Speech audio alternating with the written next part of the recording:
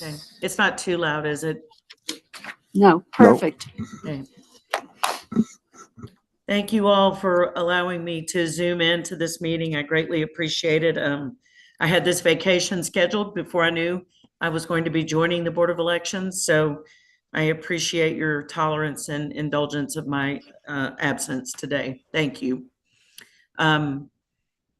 If I could have a motion to approve the agenda as presented, I would greatly appreciate that. I so move. I'll second that. All in favor, please signify by saying aye. Aye. Aye. Also, the minutes were circulated. Are there any corrections or changes to the minutes as submitted? Look good to me. Okay, hearing none, if I could have a motion to approve the minutes as submitted. Want to do that one? So moved. All in favor, please signify by saying aye. Aye. Thank you. All right. Corinne Duncan, our Executive Director, office updates. Thank you. Okay, office updates. Number one update. We are 1 week from Election Day. So we are getting close. I did kind of want to just give a rundown of Election Day reminders. Of course, that is March 3rd. If you choose to vote on Election Day, you need to vote at your assigned voting location. If you don't know where that is, you can call us or visit the website.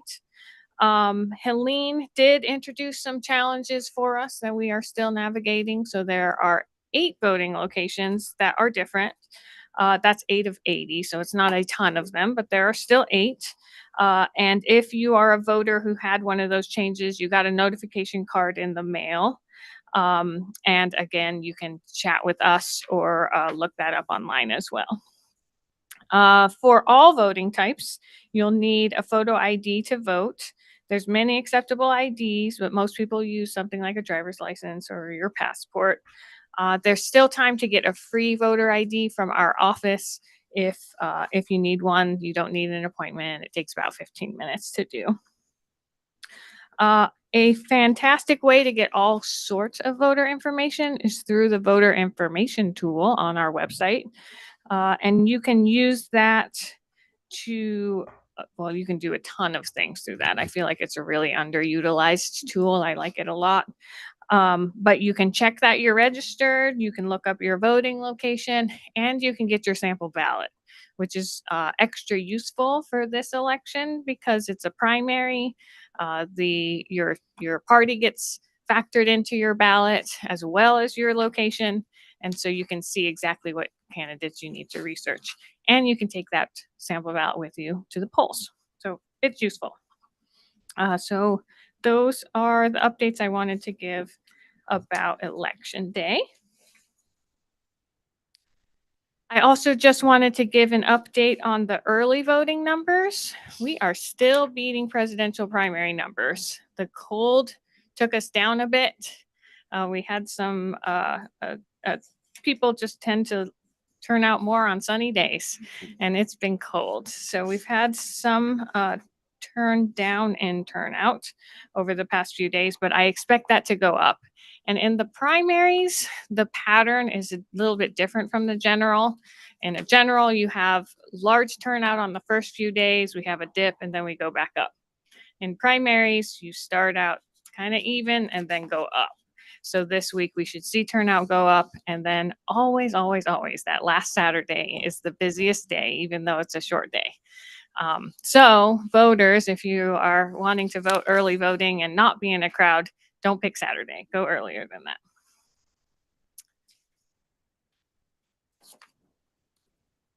Excuse me, Director.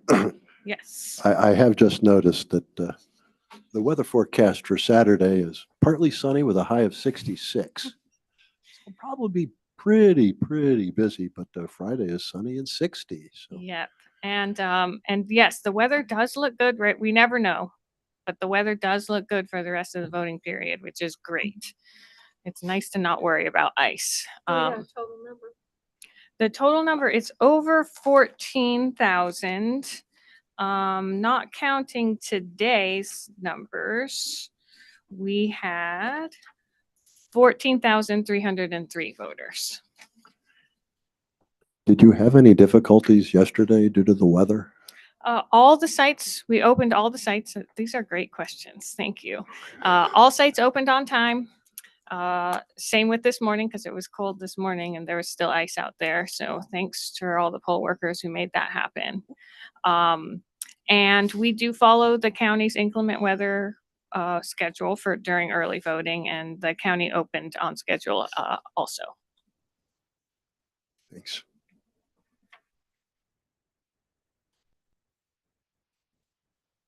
The next topic, and I know that we're thinking about this election, but we like to think ahead. So I wanted to give you all the rules for second primaries. So second primaries have different criteria that trigger them. And we have a primary that has a partisan primary and then also municipal primaries, second primaries. And so there are different rules for each. So I wanted to make sure that the board had those. But basically, for most contests, you need to have a substantial plurality to be a winner and not have a second primary. So let's say, so 30% is the substantial plurality for a single office. When there's multiple offices, the rules are a little different, and that's explained. So that's the rules for most. Then the second page that I handed out to you is describing cities that have nonpartisan primaries, which is Asheville. And what it basically says is they do not have second primaries. So if there is a tie, it is broken by some random means. No second primaries there. So I wanted to make sure you had those rules as we head into results in a week. Preliminary results in a week. At random, what does that mean? So who selects it That at means random? coin toss. It does, yeah. By you? By who? I would need to look and see actually how that happens. But all that would happen after we had counted every single ballot electronically and perhaps manually if it came to that. But Mhm. that's what we did to break the tie last time. Yes, so that's right, Jake, and it's a good thing to bring up right now. So we'll have our preliminary results on election night. Those are preliminary. We still have to do provisionals. We still have to do auditing. So we won't really know until canvass day. But I'm sure on election night, we'll have an indication. And so I wanted to make sure you had the rules before then. And yep, if there's something that's close, we can still have a recount as well. You all are very familiar with the recount, so we handle that just fine. 3 of us anyway. Okay, any more questions on that? Thank you for this. You're very welcome. All right, the last two things that I have, one is as everyone knows, we've had some law changes that impact how we operate on election night. This is the first big election that we're operating under the new rules. And so it's going to be very difficult to get over to the warehouse. I am planning on not going to the warehouse. What we are thinking is that we have a monitor here that you can see the warehouse, and we'll do check-ins. We'll let you all know when the precincts are in. Wanted to kind of pass that idea by you and see what you all thought about, not Because heading we'll be over to busy the doing warehouse. other things. So what we have to do at 7:30 is an absentee meeting for all the absentee ballots that have come in since the meeting that you will have done at 2:00. Hopefully we'll get most of them, but we don't know how many will come in between 2:00 and 7:30. So those will need to be processed at that 7:30 meeting. Then we need to print the results of the early voting machines. And that takes forever. That takes a really long time. So we'll need to do that. And then we will need to do the most familiar thing, which is collecting those flash drives from the polling locations, the election day polling locations, and upload those results. A quorum is needed of the board for the absentee and overseeing the early voting results. So there would be an option if we wanted to, for a board member Or to to- go, or to go over to the warehouse. Yes. Yep. Yeah, and we We could could make that decision at the time, right? Yes, you could. There's going to be some board members that at least a quorum has to stay here. So I wanted to make sure that that you all were comfortable with being able to see the warehouse from here and get updates from staff. Thank you for that. That's a great use of technology. I mean, if we can't all be in the same building. Yes, yes, yes. Sorry. And realize you that know, was his name. again, this is the first time we'll have had this volume. We might need to make adjustments Yeah. on the fly, but I think we've got a pretty good plan and we can make adjustments for the next election too, because next election will be even higher volume. So we'll learn. A higher volume and more tension in the environment, I dare say. So no, I'm grateful for the opportunity that the primary presents for a learning exercise, especially with all the changes that we have in our process. So, but we Great. only need one primary. Okay. Great. Okay. So we will make that happen. And then the last thing that I wanted to do was go ahead and update you, or just remind you, because we've been through this before, of what happens on our next board meeting, which is Monday before the election. So we have a Monday night meeting before election day, and that one we actually also have two. We have a 2:00 and a 5:30. So the intention of that meeting, and it's a statutorily required meeting, is to process as many as the absentee ballots that we can before election day so that we lighten the load on election day itself. The other piece of that meeting is that's where the board certifies the list of absentee ballots that go out to the polling locations. And the sheriff takes those out in the morning. And that's at 3:30. That is at 2 2:00. and then 5:30. Yep. And we have been increasing. I don't know if you have noticed the board already, but we've been increasing in the number of absentee ballots that are coming in. So we've got 227 to process today. So I would expect Monday to also have bigger numbers, but we won't know until we hit that day.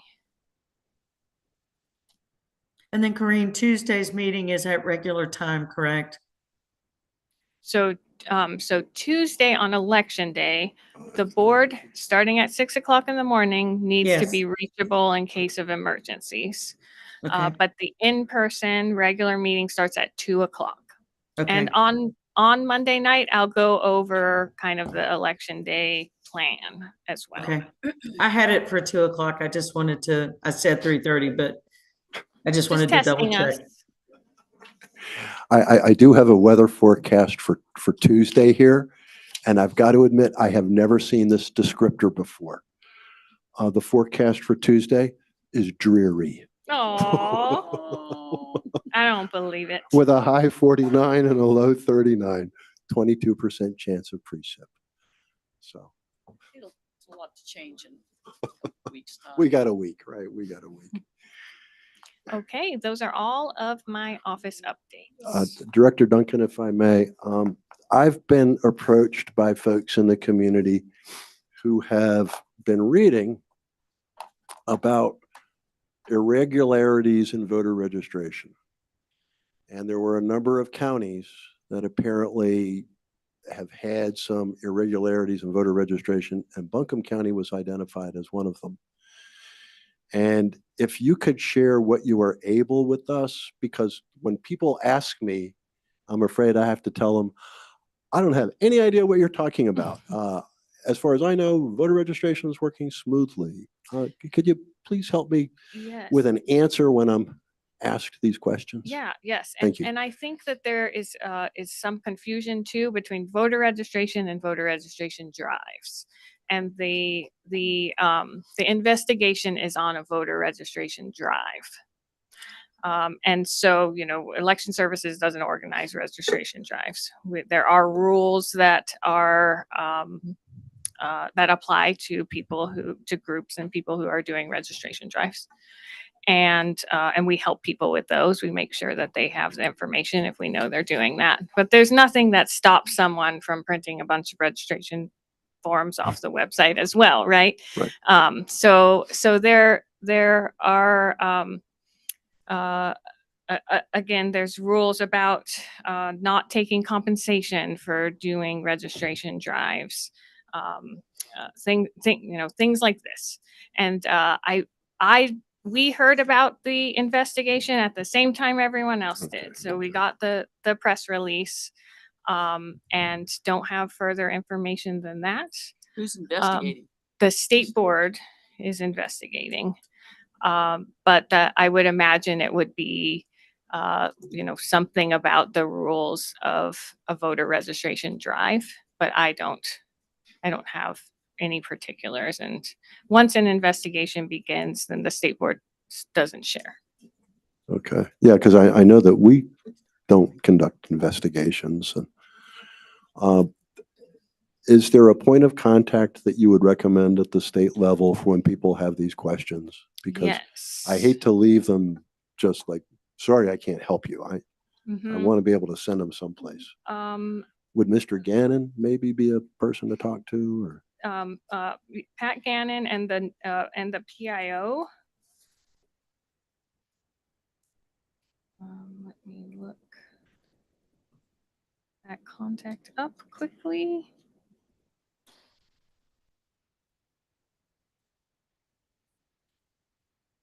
Mm,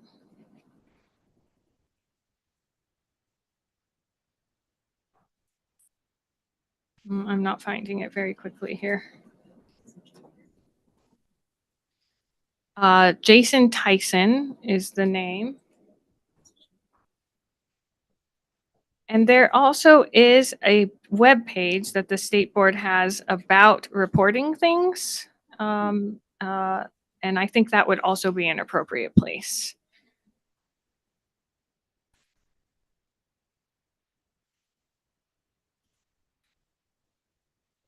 and I just want to make one observation.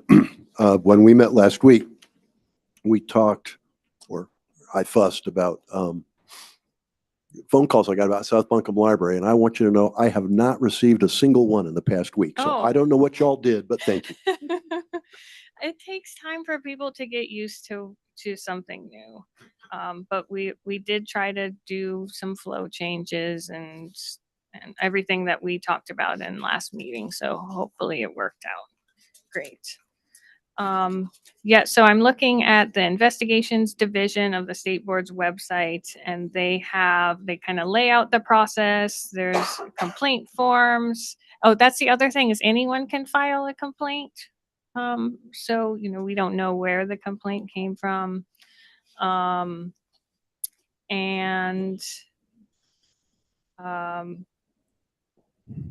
then there's the contact information there too. Okay, thank you. Mm-hmm.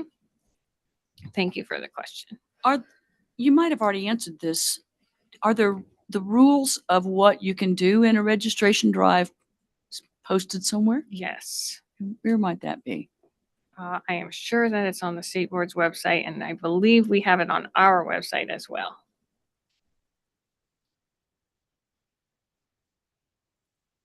Hosting voter registration drives is the page on the state board's website. Thank you.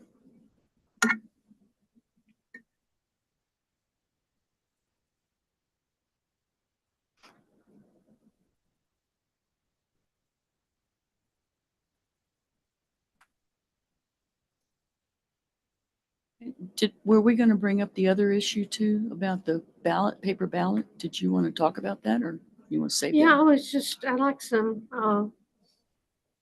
more input on the Black Mountain issue. I think that you are referring to someone requesting a hand-marked ballot during early voting. Yes. So during early voting, the board, maybe not this board, but the board selected the express vote voting machines for early voting. And those machines, you mark the ballot on the screen. And that is the method that people use during early voting. The exception to that during early voting is curbside. So we do the hand-marked ballot for curbside because we thought that it was impractical to wheel a machine out there and have someone who might have mobility issues have to lean out the window and use the screen. So we use hand-marked ballots for that. But that's it. So if a voter presents to vote and wants a hand-marked ballot, which has only been reported to me this once, then we try to make sure that we understand what their issue is and can help them if the issue is ADA needs or anything like that, and we make sure that they know that they can vote on election day if they really want that hand-marked ballot. There are some practical implications if we were to allow hand-marked ballots as well. Then we get into some issues of if we offer to one, we need to offer to everyone. It would also be quite expensive to run the two methods. We would have to pre-print ballots. The poll workers would have to go back to writing the ATV numbers, the the early voting applications numbers on the ballot, which could introduce error, and it might confuse. We also didn't budget, of course, for that much. Not a system that I would recommend that we do, but we could investigate that if that was something that was desired by the board. Director Duncan, do we use ballot on demand printing for those who are curbside voting? We have pre-printed ones. Okay, for use that. pre-print. Yes. I just wondered. Thanks. Yes. Is this something that we might could table until after the election so that we, if we've want to talk about the procedure, we could table this till post-election, just thinking about time and energy here. Y'all okay with that? Well, my only concern is, the voter was told she could vote provisionally, which is going to use a ballot anyway. You're going to use an actual ballot to do a provisional ballot. And it didn't make much sense that, okay, I can do it as long as I'm willing to sit down and fill out all this paperwork and have a judge help. And then it's provisional. It has to be brought into the provisional review. I think provisional is on express votes. I don't think that the hand-marked ballots are I've never seen a provisional. for Yeah. provisionals. Is there someone in the audience who can, Bria? It is on express votes. Okay. Yeah. So they're they would have to use one of our curbside ballots. But again, I think that would be, opening things up to treating different voters differently on it. Is there a state statute that governs whether a paper ballot is available to anyone who asks for it? I did reach out. Well, that's a clarification that I think we need to make. Everything is a paper ballot. North Carolina requires that paper ballot. So we're talking about the difference between a hand-marked and an express vote marked ballot. So they're all paper. We need to be careful with our language. But I did reach out to the state board on the issue, and they confirmed that that offering a ballot, a hand-marked ballot if express vote is what was chosen, is not required. So if we wanted to look at that as a county, we'd need to do that again, maybe at a future time to shift that. I would not change the rules. Yeah, in I the- would. Well, no, we're in the middle of an No, we election. don't wanna do that, We right. don't change anything in the middle of an election. However, And um, what's this person, do we know if this person in Black Mountain was told that they could come back and make sure they could get a regular old fashioned ballot? They were On told they could election come back day. On election day. Okay, yeah, good. election But then day. in our judge and poll worker training, we usually, at least when I was in the training, we tell our workers, we don't want someone to leave the polls. So offer them a provisional ballot, or, we try not to send somebody away from the polls to come back later. Well, and they have. And the- it would be maybe a huge issue if we had, 50 people outside of every polling place, but this was one voter. Yeah, but I do think we need to talk about it post-election because there's some other issues around setting a precedent.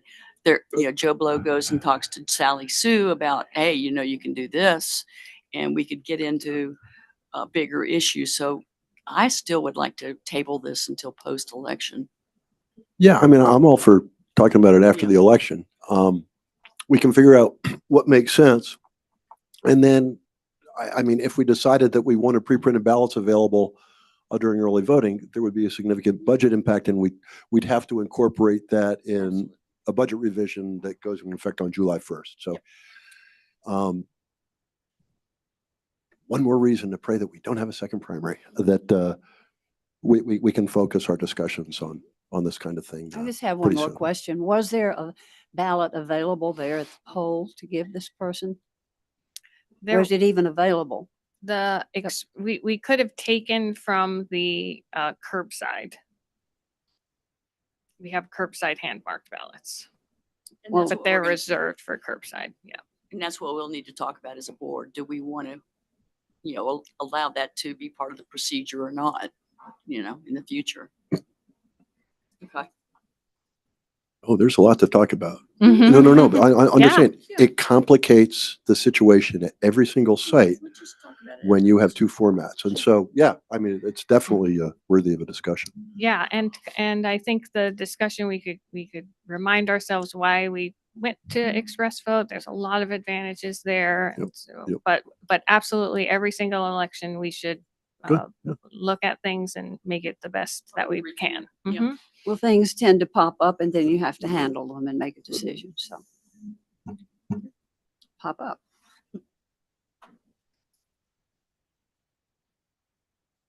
All right, Corinne, will that conclude your updates? It does. All right, I believe we have Victoria coming up next. Here she comes. Here she comes.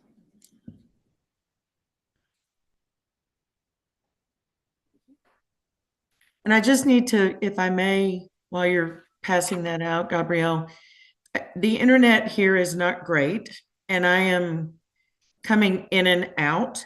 So if I leave, Marianne, may I please ask you to adjourn the meeting if I am not online when you all finish counting the ballots?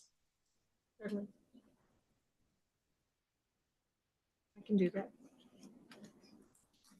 Marianne said yes. All right, thank you, folks. And I'm sorry for the internet challenges, but they're not great here. So thank you.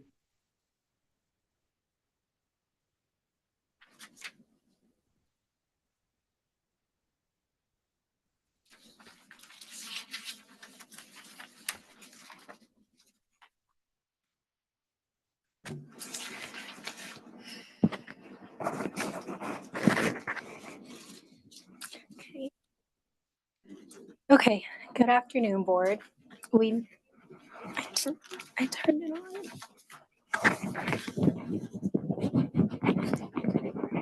Can you hear me?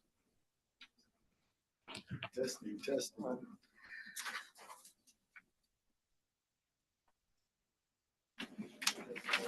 Can you hear me?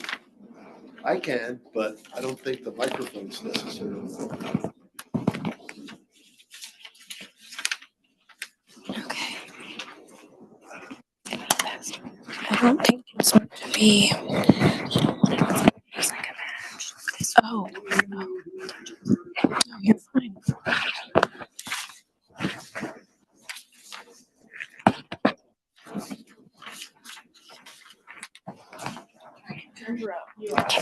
Can you hear me?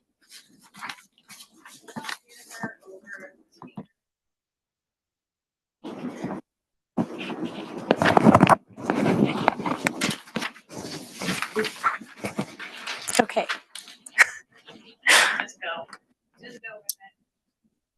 Okay. Okay, so we've met with the county's budget team and the assistant county manager earlier this month, and I'm here to provide you with an update. Keep in mind, there could be more asks that come from the county, and of course, we'll bring them to you as they come up. Next slide. So here's the timeline to remind you of where we're at in the budget process. I first presented the budget to the board on December 9th. We then were originally scheduled to meet with the ACM and budget on January 29th, but due to weather, it was postponed to February 4th. And today I'm here to share the feedback from that meeting. And our next budget presentation will be to the county manager on March 16th. Could you speak up just a little bit, Yes. please? Thank you. Okay. You said March 10th, March It's on here. 16th. 16th. Yes. Okay. It's on your PowerPoint. It's right after the election. Okay. Okay, so the next slide is our budget summary. And here's the updated requested budget totals following the meeting with the ACM. And I'll walk through the requested changes in the next couple of slides. But just to remind you that at our December presentation, the board asked us to include funding for 2 additional early voting sites, bringing the total from 12 to 14 for the general election. And that is included in this total. Okay, next slide. So what's changed? We were asked to move 2 items from our request into the county's contingency, and that reduces our total request by $36,000. The first is our training space. We requested $21,000. In recent years, the county has been able to provide us training space at no cost. And because that option might still be available, the ACM felt it was appropriate to handle that through contingency. So if we need to rent space, we can request those funds at that time. The second is the board's legal counsel. We are keeping $5,000 in our operating budget to continue working on the MOU and for routine needs, moving the remaining $15,000 into contingency. And as you know, contingency doesn't remove the need or the request, it just changes where the funding is located in the budget. Is this an appropriate time to ask questions about Sure, that? yeah. So the contingency sits in the Buncombe County budget, not the elections budget. Right. So if we were to need legal counsel outside of Buncombe County's council, Mhm. what assurance might we have that they would play fair on this and give it to us if we needed Most it? of the time, they will ask us to find it if we have it in our budget. And so, like, if we had money left over from, and then if we cannot, then we request it through the county.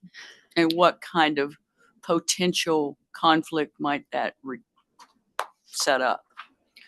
Well, I think that another assurance that we have is that Amy herself has identified places where if there is conflict, then she supports outside legal counsel. She's done that even in our meetings. Mhm. And I think that helps support that need too if we ran into a situation That where she's aware of what the Mhm. needs are and that she would talk to the county potentially too. Ultimately, the choice of who you want for counsel is yours. Mhm. I and anybody in my office are here as a service that the county provides. However, if there's a time when you want outside counsel, that's certainly something that you can get. But as is noted here, your budget is a little bit limited. I certainly want to ensure that there's no conflict on my end, obviously, because I've got a bar license at stake. But ultimately, who and how you choose to proceed with your legal counsel is up to you. So, Well, right. I think I understand that part. I think if we determined that it was needed to be outside and it was more than $5,000 worth, which is what we have hold in our own budget, what's the assurance that we might get There's what not we one. need on this? And is that a place that, since you're in these meetings and you're hearing what the needs are, that you could potentially help for the county to understand what the differences are and where we might need separate counsel? I would certainly, that the decision is above my pay grade, of course. I would certainly raise any conflicts to the county. I couldn't advocate on your behalf simply because I do work for the county, but I would, of course, raise those issues because I think that I have a legal responsibility to do so. But in terms of advocating, that is actually where Corrine and yourselves would be the most effective. In terms of my role here, it really is just guiding and raising issues more so than advocacy. We haven't had difficulties in the past that I can recall. But have we asked for legal counsel No. outside of Oh, the I contingency? remember in 2018 asking for an additional early voting site after the budget had been passed. But that's different than legal. Well, it was $40,000. It's more than anything we're talking about here. And the county commissioners really were very ready to support the Board of Elections. I think everything hinges on our communication to the county about what we need and why we need it and why it's significant. And, this board is very deliberate in considering these things. I would have every confidence that both the county manager and the county commissioners, as well as the budget director, would listen to a well-argued budget request. And I base that on just what I've seen over the many years I've been doing this. And Jake, I think before I was director, the board did request outside legal counsel. That wasn't in the budget and it was paid for. Yeah. Actually, in 2015, there was, that whole election challenge in Montreat. And I know that we used outside services for that. And that sure wasn't in the budget to begin with because it came out of nowhere. That controversy emerged out of nowhere. So, they've shown flexibility. Now, that said, these are very, very difficult times for our county government and our municipal governments. Still trying to grapple with all the damage that we've suffered a year and a half ago. So, I don't want to take too much for granted, but really, when I look at the county commissioners and the county manager, they just seem so supportive of our operation that if we had a really urgent request, I know that we would get a fair hearing anyway. Anyway, that's just my opinion. And both of these seem like reasonable requests to me too. And they're not surprises. I mean, Not surprises. I think that it's kind of factored in. There's an expectation that we're going to use outside counsel. Okay. I really like the next page. Okay, then this is the second piece of feedback from the ACM. We were asked to prioritize these 3 requests: the provisional research teams, the seasonal, Keep speaking up, please. sure, I the don't think your in-house mic's working. seasonal staff, and the poll worker pay requests. Our plan is to prioritize them in that order. The provisional research team is our clearest priority because it reduces the risk of missing the new statutory requirement or deadline while still allowing us to thoroughly review our provisional ballots. Second is the in-house seasonal staff, and increasing the entry pay rate addresses our recruiting issues and that we continue to face for those roles at our current rate. And then third is the election day poll worker pay adjustment. It's important for fairness and recruiting, but it's a less immediate operational need. Okay, next slide.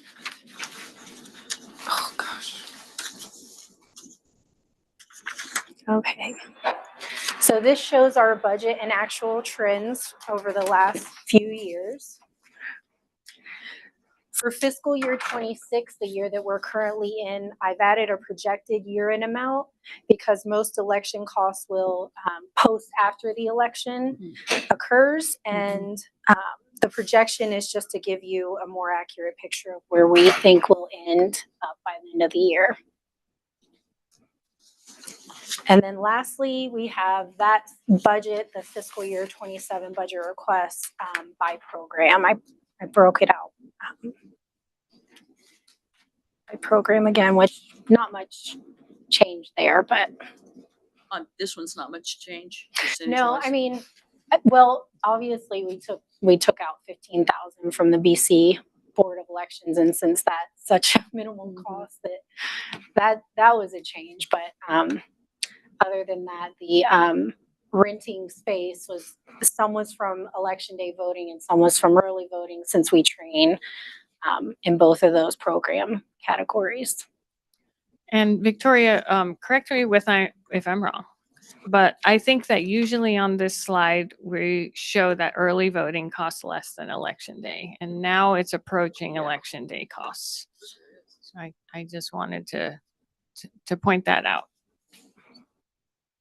Do you think the trend will continue that way? That at some point we're going to have more early voting costs than election day voting? Do you have a sense of that? 2-4 years from now, where we're going to be? I think it depends on the size of our early voting plan.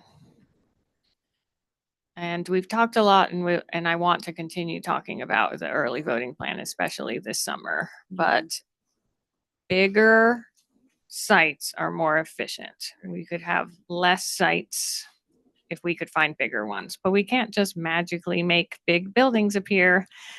So I would like to trend towards bigger sites that can accommodate more people, or there can be more voting, more like a higher turnover at the voting locations. And so I think that we could get more efficient cost-wise if we could do that. But finding those sites has been really difficult. In any case, early voting is vastly more efficient than election day voting, where we open 80 different sites across the county. Once upon a time, there had been discussion about using election centers on election day. So instead of opening in this county 80 sites, you might open 40 or 20 or something like that. And that's all been discussed in theoretical terms because there's a recognition that so many people in the state use early voting that it might make sense to replicate that model for election day in terms of having centers rather than the individual precincts. So I think in the future, I mean, we're just going to see a different environment. I don't know what it's going to look like, but I think that we need to respond to changes in technology, as well as, people's behaviors, people's patterns. We want to serve them the best we can where they are. Yeah, and what we have available to us. I mean, again, we'll talk more in depth about all of this as we develop our next plan, but Wake County has over 700,000 voters. We've got over 200,000. And they have 10 early voting locations, but they have access to big structures where they can do that. So it depends on what infrastructure is available to the county. Wake also has a significantly different topography than Buncombe County, and that's highly influential. So, yeah. I love doing this. That's all I have. Corinne, I have a question that probably hasn't been asked before, but I'm interested in why we don't have our salaries and benefits in our projected budget so the board can look at those. So, do you want? We can tag team. Okay. So, you know, this board has asked for an update from budget and HR. So budget and HR are going to do that. We're working on figuring out the dates for that. And I think that they will be able to really go into detail. And I'll talk about how the structure is right now. And Victoria, please jump in if you would like to add anything. But from how I understand it, the county and there is public data on the transparency dashboard for elections that you can drill down to for the past few years. And I did print that out. So I was anticipating this a little bit. And how they budget is the county budgets in like a big chunk for budgeting purposes. And then they'll make calculations on that where they reduce some of it, and they have these different funds that they will pull from if it's higher or lower. And so that's how the budgeting piece works. The allocation is different. So after the budget process happens, position requests are awarded or things like that, then things get allocated to the departments. And you can kind of see for our department, we had for salaries and benefits in FY24 over 1.2 million. Then in FY25, we had over 1.4 million. And then we had a budgeted amount for this fiscal year as well. That doesn't come out until after the county manager approves the budget. Then HR does all of the, allocations to all of the different departments. That number though is also not perfect because it doesn't have like lapse salary in it. So if there are positions that are empty for a while, various things like that. The COLA is chosen by the county commissioner, so that number isn't even known at the time that these allocations get made. So it's not a perfect number, but it's close, and it gives an idea of what is parsed out to each of the different departments. So they don't have that number for FY27 yet, but they will after the county manager approves the whole package. Does that make sense? Well, it makes sense, except that this board should be approving our budget and then submitting that to the county like we're doing with these other areas. Mhm. And I'm confused as to why this portion is not in our budget for the board to review and then put that to the county as our request. I think that we can again keep talking about processes, but we have a memorandum of understanding with the county that they take care of this process for us, and so that's how we have addressed it through the budget. Is we've agreed to work with HR on and budget on the salary allocation for the department. They have a process that has policies in it that the county itself has to follow. And so we've looked at those and agreed that that's what we would like to work with. And so that's what we have done in the past. And these, approximate numbers we can provide with the budget in the future if that is what is desired. Yeah, and I think this conversation, like you said at the beginning, will continue with our meeting, the educational meeting we're going to have with the budget director and the human resource director, so that we have an understanding of what we know, who holds it, why they hold it, all of that kind of stuff, and if there needs to be any shifts to that. So I would like to wait again until that meeting to further that discussion. That MOU was adopted which year? 2022. I'm sorry, I didn't hear that. 2022. 22. Okay. And as I read the MOU though, I didn't read anything related to budget. That only that, the county administers our payroll. So that's the reason I'm asking it. It didn't seem to be actually covered in that MOU.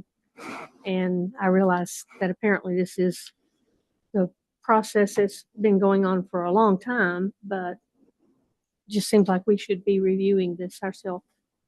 I think it warrants some discussion Yeah. down the road. I do Yeah. too, down the road Yeah. again. And I think some of that will become a little clearer when we have our education session, and then we'll have better questions to ask at that point. Yeah. So.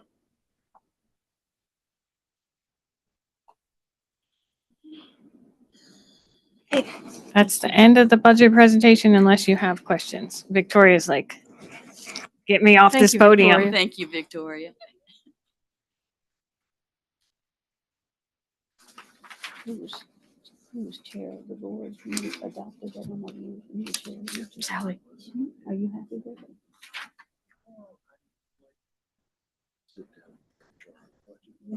That took a lot of work. It looks like Glenda may have dropped off. I do believe she has. Yes. So, Marianne, will you take over at absentee ballot review? Uh, So if we're finished with the ballot update, our budget update, we'll proceed on to our absentee ballot review.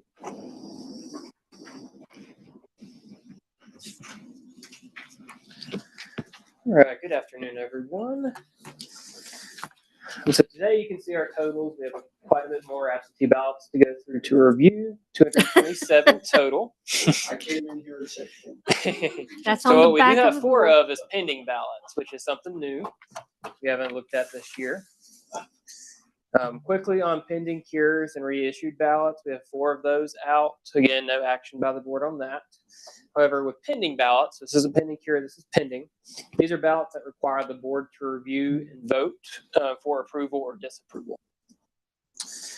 So the process of how we'll do this is when I present those to you and give you the reasonings they're pending, you can vote as a board to approve those, and we're actually going to move them to the next meeting before you do a final approval. So that way we're not doing a lot of plus and minus on the board, reprinting reports and things for the end. And so I'll give you some examples on what we have today. First, common one you've had in the past is the ballot envelope is not sealed after our staff has opened the return envelope. And so according to the memo 2021-03, we have immediately resealed that envelope with a sticker, and you will see that. And then the board should open that return envelope, and then you'd approve it and disapprove it as normal by looking at that information. That is 3 of the ballots. And then we have 1 more that the voter did not provide ID or exception form in the sleeve. But when we contacted that voter, they said they put it in the container envelope. So again, with that one, you would open it. If it's there, approve if applicable. If not, we would move it and cure that. So we have our 4 here. Is there any questions before I pass those out? I think I'll just give all 4 to Marianne and Sally, and then y'all can kind of see the process as we go through. That's your 4 though, Jay. So this is the one that's the photo Get the other ID. one. Oh, thank you. And this is the 3 that we've resealed. One of them has a return log on it because it was from early voting.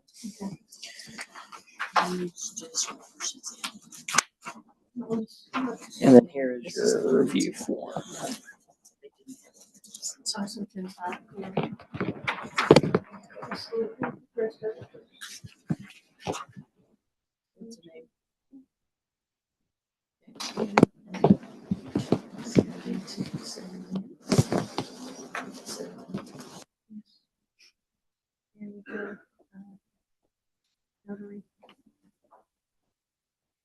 Okay.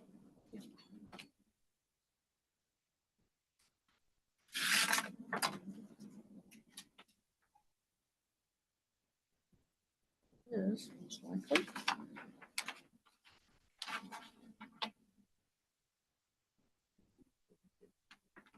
No, you can fold it up, put it in Yeah. inside. That's what the plan was. And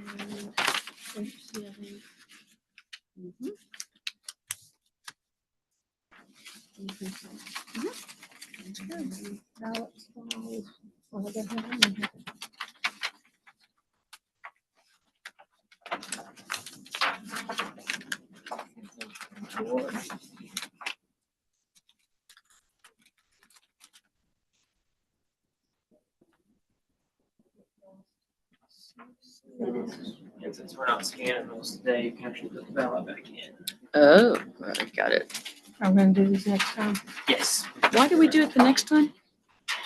We're just kind of working through the process because we'd have to go in scenes and change things and reprint. Got it. So you'll just wait till. So at the last meeting, if we have them, we'll do that.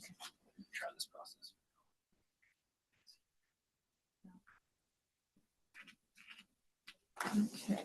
This was, They were all the same. Whatever the issue was, they're all three of these are the same issue. yeah, they resealed this one. And here's the, yeah, this is a log that they fill out when they returned it.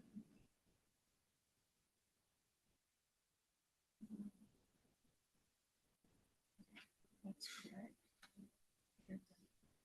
I don't know who the name is yet. Daniel Christopher Ross. We need the, CIP. We need to get inside of it. Well, that's the name for Daniel Christopher Ross. Yeah.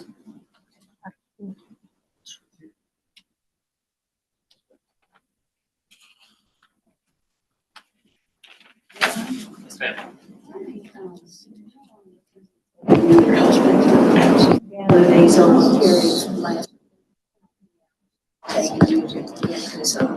I also have a seasonal staff as well. So it's our pretty much full time to gather ballots. We're also sending ballots out. Like medical requests. I don't have about an hour. And Daniel. It's me and my team is full time. Precinct 30. Every day. Don't have, oh, yes, we do have that. Yeah. That's a complicated process. Yeah, it is. Just about. So we'll leave that in there. You want? Do you want the these back? outside You envelope? want these back? Yes, ma'am. You want me to just put it back in? Yeah, sure. Just checking. Yes, ma'am. Are we gonna sign these tonight or wait until No, next you time? can wait till the next one. Yeah, just I did sign that one, but That's fine. we'll do it again. I'm gonna put like a big screen sticky note on this. Okay. Just to let y'all know when it comes back up for the next meeting.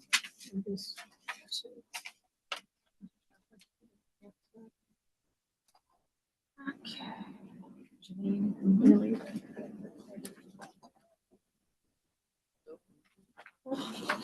They have to see it.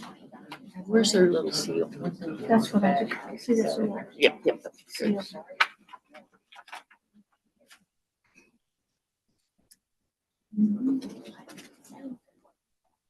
Let me see again. Go back to that. 4-7.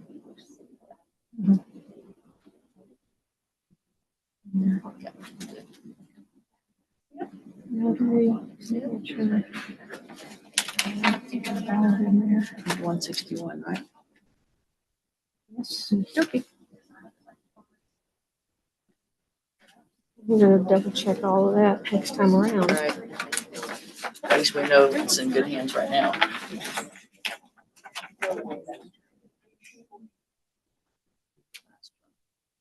John Ward. We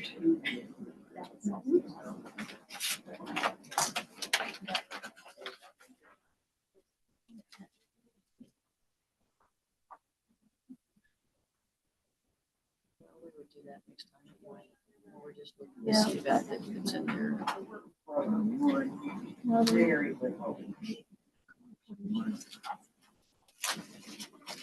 all inside. 141.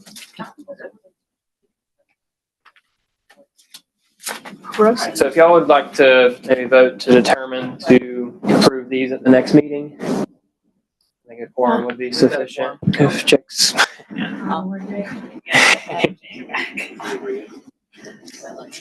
Jake. I make a motion that we have, we approve these pending, 4 absentee ballots that were described to us today. We've looked to check to make sure everything looks copacetic, and then we will actually do the full absentee approval at the next meeting. make that motion. Great. We don't need to sign, do we need to sign this? You don't need to. Because we'll be We'll sign redoing it it anyway.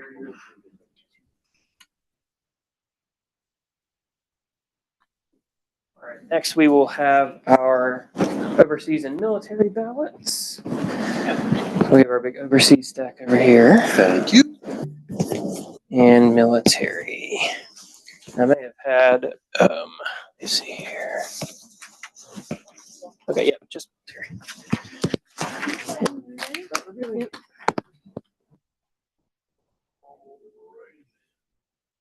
This is military and overseas. Three, no, it's not, no, all military. I think that's what he said. Yeah, they're all military. Okay.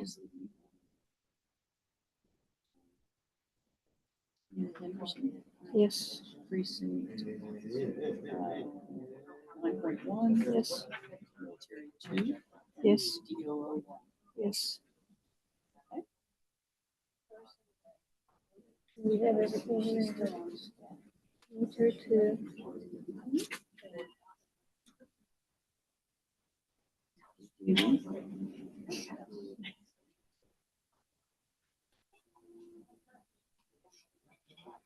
Let's check, make sure you got the right one.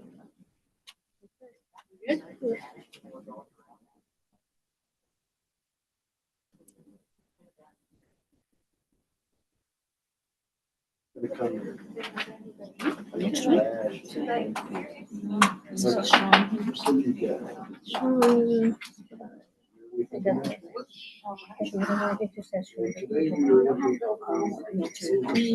Yep, yep. Precinct 1.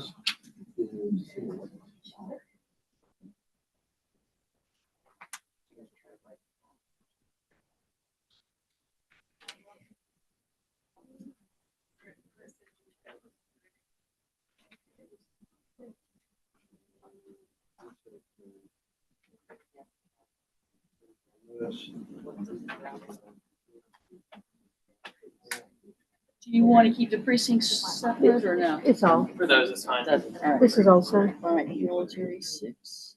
it's different. Turbo, yeah, RO 06. okay. Precinct 57.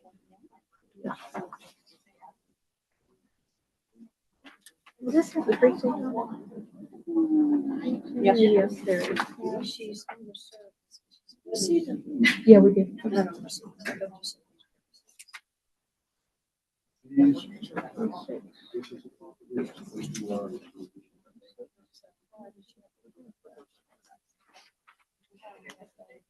Okay, Aaron. Gotta sign this.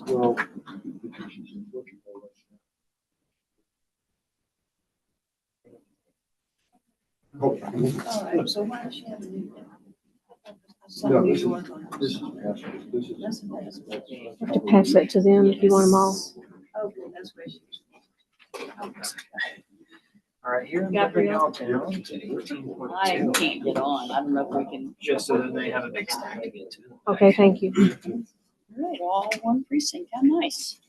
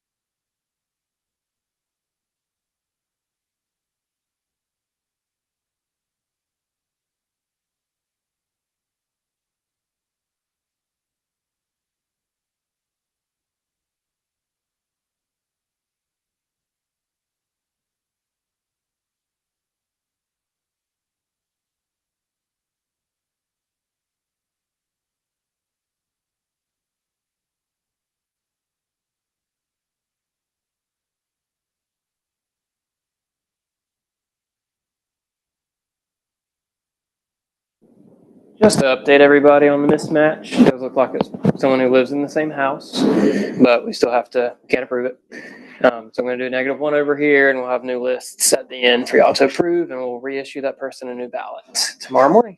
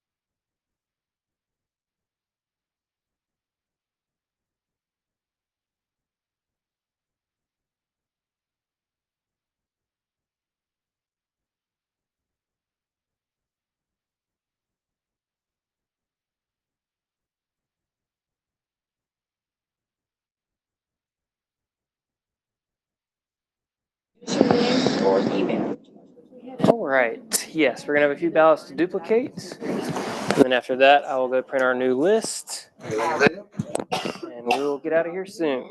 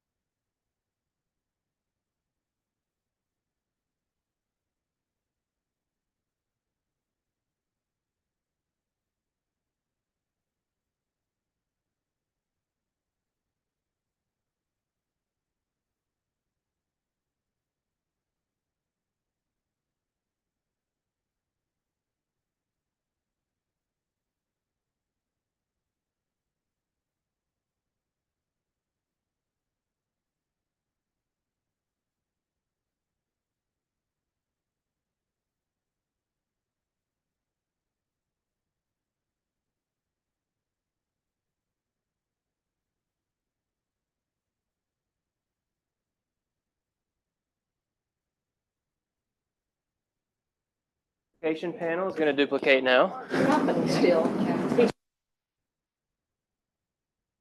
duplicating.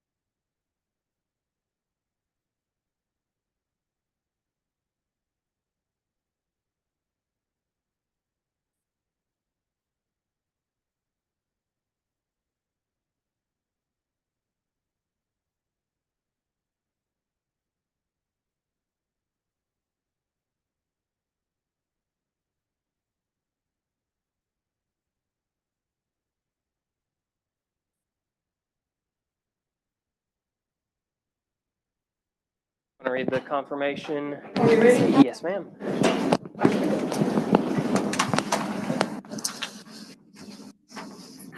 Okay, duplication team. Did you hear all the calls? Did you see all the marks? Are you satisfied with the duplication? Do you have any questions or concerns regarding any duplicated ballot? Thank you. All right, I'm gonna go print a new list for everyone to sign, and we'll get those labels out soon.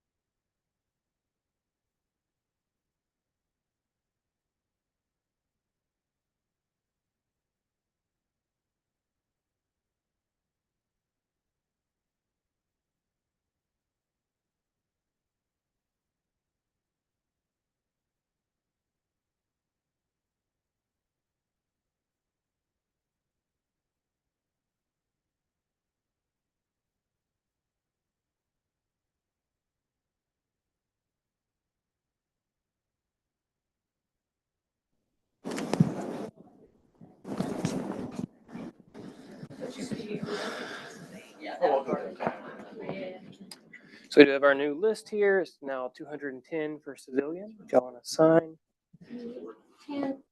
Yes, ma'am. Is that it? Yes. Yes, that's what y'all signed in the beginning. Yes, Yes, it was 3 military. Yes. No, that was a civilian. So it was 3. 4 was the pending at the beginning. Oh, okay. And 13, Oh, this- no ma'am. Okay, we're gonna do this one. Correct, yep. Y'all can sign that.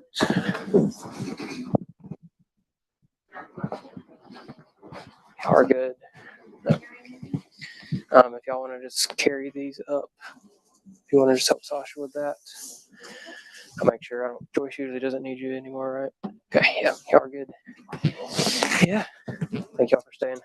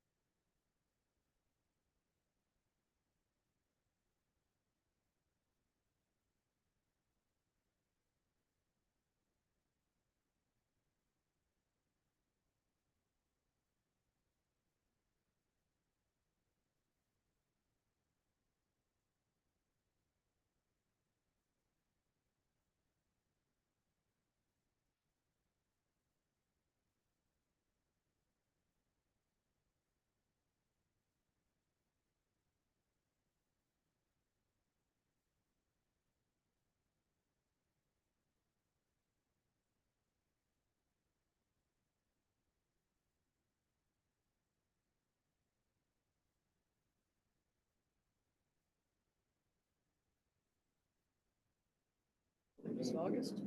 Yeah. Good, so I'll be back from the trip. Where you going? We're going to, France. We're going. All right, we have our original absentees that were duplicated in this poly bag. If y'all ready to sign? State conferences. These are the duplicates that were, Okay. the originals that were duplicated.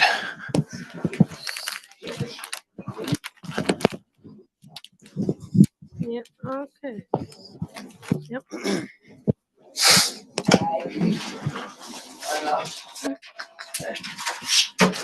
Don't be tight. Make it work.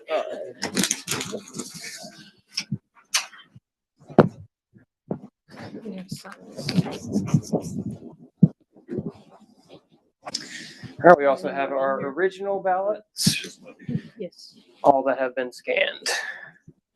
We can here.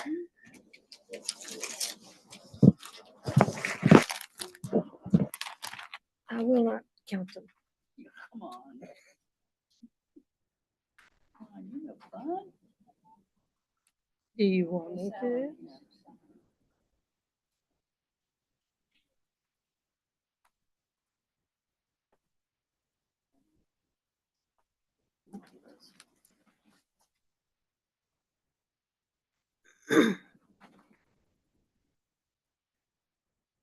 Okay.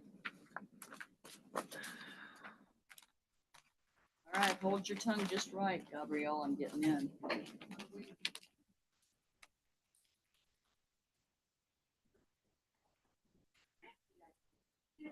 I've got my name up there. She's been trying to change her password since she got here. Oh, my goodness.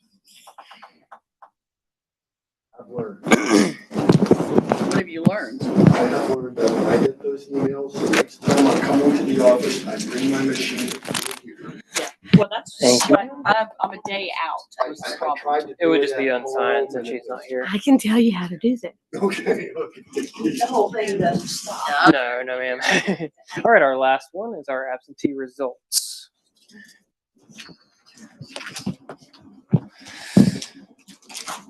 And I'll let you stick with the Jake if you'd like to.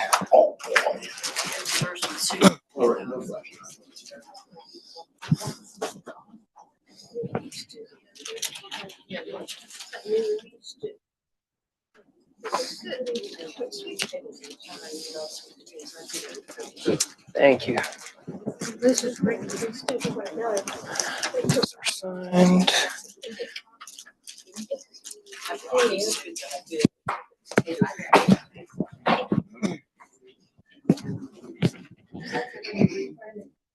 Which one? Oh, that's the old one. I was looking for the reprint. Right here. It's going around. Gotcha. Okay. Is this it here? This is Yep. this. Gotcha. The only distorted. Yes. Yes, ma'am. How many total? We had 226. Yes. This was the new one that you already signed. This was the reprint. Okay. Yes, ma'am. 13 overseas. Yes. And if y'all would like to vote to officially approve these ballots, Okay, can I have a motion to approve, 226 ballots? I so move. All those in favor? I so move. All in favor? Aye. Aye. all right, concludes our absentee ballot review. Thank you, everyone. Our negative. Oh.